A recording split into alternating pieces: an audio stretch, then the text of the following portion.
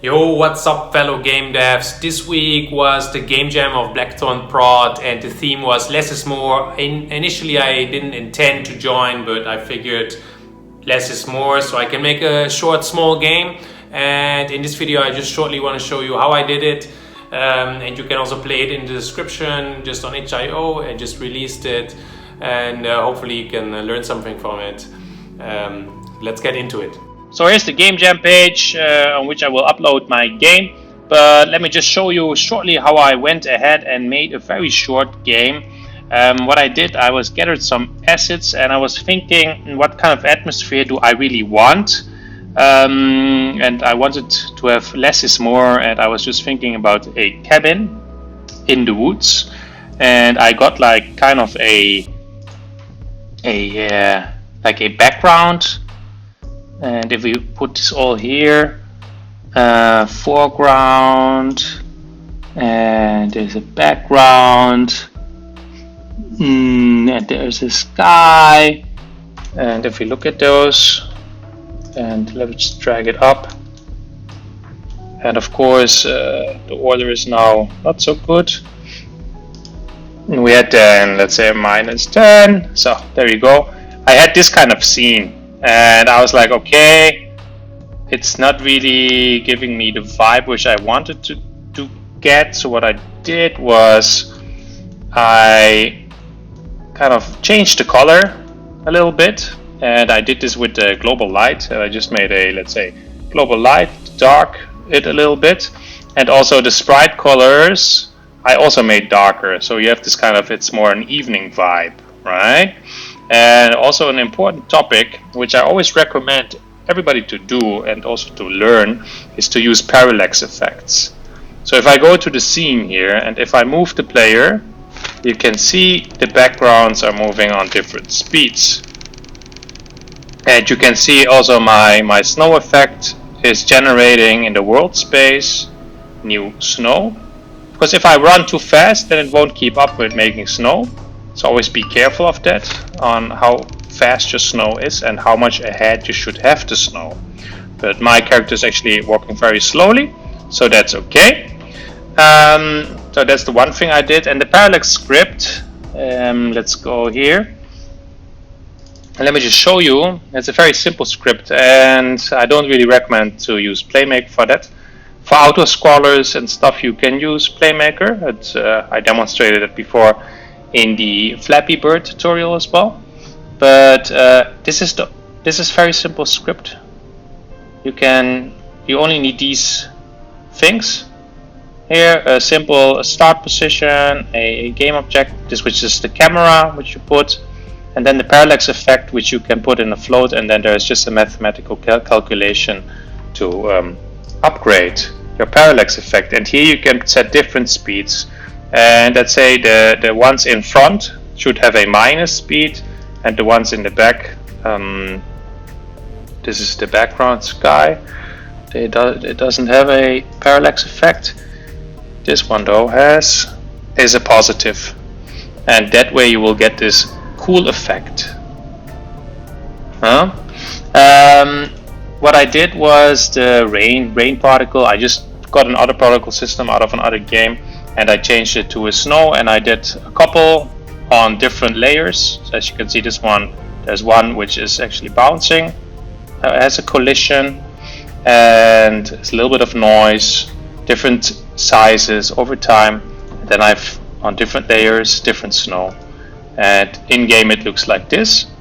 And what I also did was in the global light, I set it to a gray. I already set this. Of course, I also added a volume. Did I actually add a volume? I think I did. A global volume, and the global volume has a film grain, which also gives a little bit more. I mean, if you change it up, you get this kind of this effect, which is pretty cool. And of course, a vignette. Okay, now everything is dark. But I added there also, let's say, a little vignette to make it all a little bit darker, and that way you can really give it a little bit of more vibe. And then very important, I added a shader graph with some fog. And now it's actually set to very big, but I can change the fog here to many more fogs. If I put here, let's say, I probably can't right now. Yeah, 50, it would look like this. But I had some performance issues with this on the WebGL build. As usual, you always run into issues. I really like this effect, as you can see. It's really cool to have this fog effect, and it just keeps on flowing all over the scene. And that's pretty cool. And what I did in the end then as well, if I go then here, I added, let's say, different, so like the dialogue system.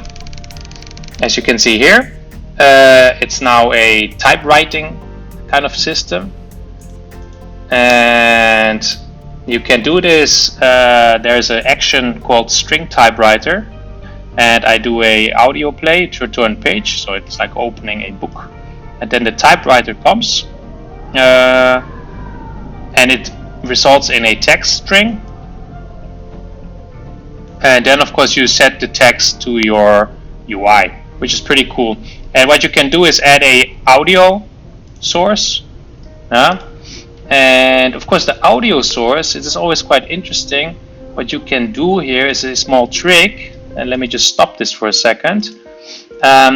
You can add a random float, a small FSM to any audio, and I added a random float from 0.9 to 1.1, and I set the audio pitch based on this. So this audio pitch is changing all the time, every 0.2 seconds. I'm not sure if this is very good for performance, but in this small game it doesn't really matter, right?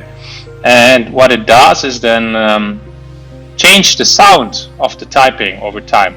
This is also a cool technique to use on your shooting.